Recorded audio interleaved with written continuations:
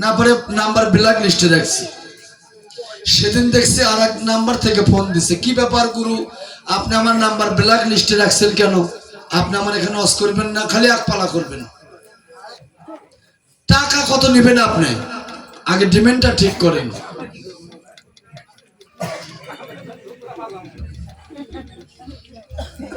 এজন্য এই রসের মাঝখানে একটা আকার আছে, দেখেন রস, রসের মাঝখানে একটা আকার আছে, এই আকারটাই হচ্ছে গুরু, অন্য কেউ নয়। তাহলে কয়জন হলো? তিনজন। কে কে? গুরু আর গুরুর শিষ্য দুইজন, স্বামী আর স্ত্রী,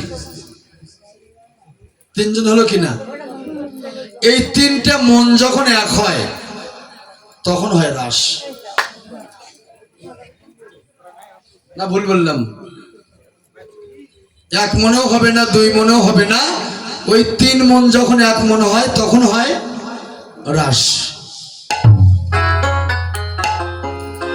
কারণ স্বামী ভক্ত, তার স্ত্রীও ভক্ত হবে। কারণ স্ত্রী ভক্ত, স্বামী এগুলো ভালোবাসে না, হবে। এই তিনটা মনে এক হওয়া লাগবে, গুরু আর শিষ্যরা, স্বামী স্ত্রী দুইজন। এই তিনটা মন যেদিন এক হবে সেদিন হবে মিলন, সেদিন হবে রাস। এই জন্য লালন গান গাচ্ছে, মিলন হবে কত দিনে আমার মনের মানুষের সঙ্গে।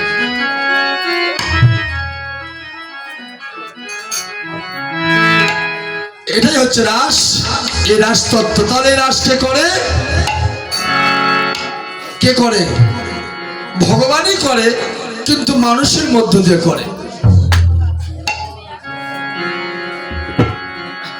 কি বললো? অদ্যবতী এই লীলা করে ঘোরা নয়, অদ্যবতী মানে সবসময় হচ্ছে। কোন কোন ভাগ্যবান ভাগ্যবতী দেখিবার উপায়। তাহলে যে শিষ্যরা ভাগ্যবান ভাগ্যবতী তারাই দেখতে পারে, সবাই দেখতে পারবে না, কি বাবা, তাই না? তাহলে ভাগ্যবান আর ভাগ্যবতী। এই জন্য বললো ব্রহ্মাণ্ড ভূমিতে কোন ভাগ্যবান জীব গুরু কৃষ্ণ প্রসাদে পাই ভক্তিলতা বীজ। মালি হয়ে করে সেই বীজ আরোপণ, শ্রবণ কীর্তনে জলে করে সিঞ্চন। উপজিয়া বাড়ে লতা ব্রহ্মাণ্ড ভেদি যায়, বিরজা ব্রহ্মলোক ভেদি পরব্রহ্ম পায়। একমাত্র তারাই রাধা কৃষ্ণের চরণ পায়।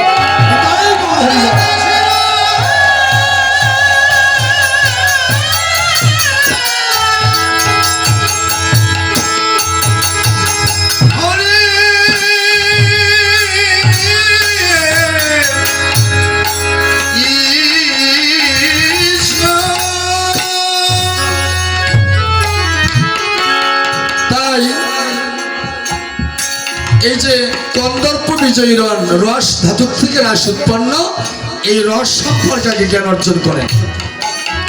এই জন্য গীতায় বললো জ্ঞানী ভক্ত শ্রেষ্ঠ, এখানে গীতাই বললো। তাহলে কোন জ্ঞান? এই যে জ্ঞান, এই জ্ঞান যদি আপনার না থাকে তাহলে আপনি ভালো মন্দ বুঝবেন কি করে? এই জ্ঞান লাগবে। জ্ঞান তো অনেক প্রকার, বহু জ্ঞান, কিন্তু ভাগবতে বললো হরি না জানিয়ে তুমি লাখো জানো যদি, সে জানা কেবল ইচ্ছাই। তুমি অনন্ত কোটি জানছো, কিন্তু আজ ভগবানকে তোমার জানা হলো না, তাহলে এতগুলো জানে লাভ হলো? সারা জীবন ভক্তি করলে কিন্তু আজ আসল ভক্তির সন্ধান তুমি পেলে না,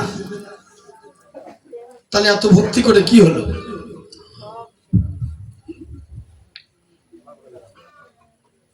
আসল ভক্তির সন্ধান, এই আসল ভক্তির সন্ধান দেয় কি একমাত্র গুরু। যারা ওলিয়া উলিয়া, পীর মুর্শিদ, কুতুব গাউস, এরাই জানে কি আসল ভক্তি। এরাই সিদ্ধি পুরুষ, গুরু গোসাই সিদ্ধ পুরুষ, তারাই তো বানায় মানুষ। এই অমানুষগুলো মানুষ কে বানায়? গুরু গোসাই ছাড়া কেউ বানাতে পারবে? এই জন্য কি বললো? ভজ মানুষের চরণ দুটি, তোমার নিত্য বস্তু হবে খাঁটি। এই মানুষের সেবা করতে হবে। এই জন্য যত আপনার ভগবানকে পেতে হলে এই মানুষের কৃপা লাগবে, মানুষের আশীর্বাদ লাগবে। তাই বললেন মানুষ ছেড়ে খোদা ভজো, এই মন্ত্রণা তোমায় কে দিয়েছে? এই মানুষের মধ্যেই তো তিনি। এই মানুষ ছাড়া আর কই পাবেন? সারা ব্রহ্মাণ্ড খুঁজলেও পাবেন না, শুধু এই মানুষ আর মানুষ। এই জন্য মানুষের সেবা করেন।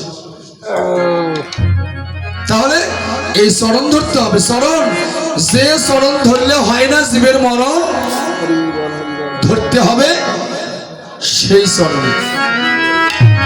রত্নমণি সিন্ধুসার বিলাস তত্ত্বে লিখলেন, চরণ ছাড়িয়া যে বা ধরে গুরুর পায়, সেই জীব ভব মাঝে আসিয়া যায়। কি বাবা, একটা চরণ আর একটা পাও, চরণ ছাড়িয়া যে বা ধরে গুরুর পায়, এটা বিলাস তত্ত্বে লিখলো। চরণ ছাড়িয়া যে বা ধরে গুরুর পায়, সেই জীব ভব মাঝে আসে আর যায়, পাশ করে বসে আসতে পারে।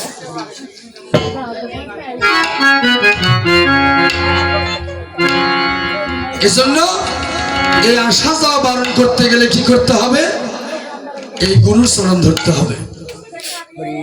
চলো যাই মুর্শিদের বাজারে, মুর্শিদেরই নামটি ধরো, নিজের ইমাম ওজন করো, বিসমিল্লাহকে চাপা রেখো হৃৎপিণ্ডের ভিতরে। তুই চোখেরই পানি দিয়ে যায় কি পাওয়া তারে, সঙ্গে থাকলে মন মহাজন কিনা হইতে পারে, রাস্তায় পড়ে ধরবি যদি তারে। চলো যাই মুর্শিদের বাজারে। তাহলে কেহ করে বেচা কিনা, কেহই কান্দে না। বিশ্বাস, সত্য কথা, এই জগতেই বেচা কিনা হচ্ছে, হচ্ছে না? আর কেউ কান্দিছে, কেউ বেচা কিনা করতেছে, আর কেউ কান্দিছে। তাহলে দেখেন এই যে পথ, এই মানুষই কিন্তু। এই জন্য বাবা, শ্রেষ্ঠ মানুষ হতে গেলে এই শ্রেষ্ঠ মানুষের সঙ্গ করতে হবে।